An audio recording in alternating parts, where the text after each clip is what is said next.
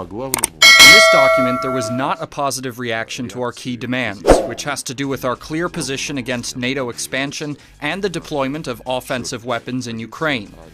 These concerns are nothing new.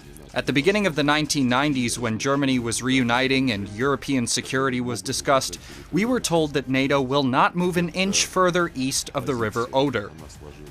These facts are well known. They are in various memoirs written by the politicians of Europe, Great Britain, the US, and Germany.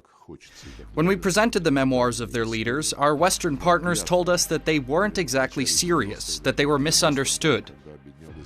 In other words, they didn't give a mature explanation for their course on NATO expansion.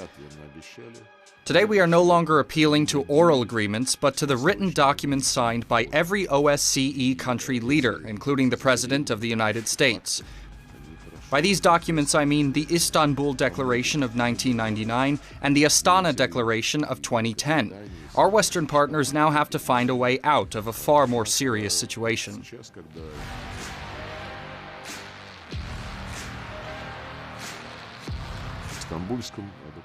In both the Istanbul Declaration of 1999 and the Astana Declaration of 2010, it is stated that all of us adhere to the principles of the indivisibility of security.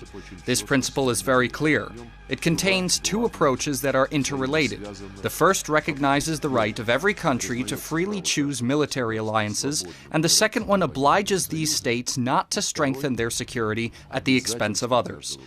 In other words, one can only exercise the right to choose alliances on the condition that the security of every other OSCE nation is taken into account, and that, of course, includes Russia.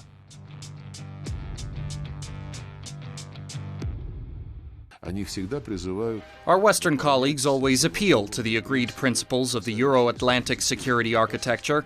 By that they mean that NATO can expand and nobody has the right to prevent the alliance from processing requests from any aspiring country.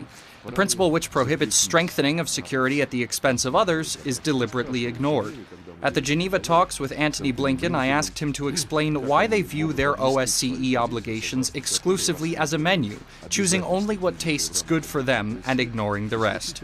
He only shrugged and said nothing.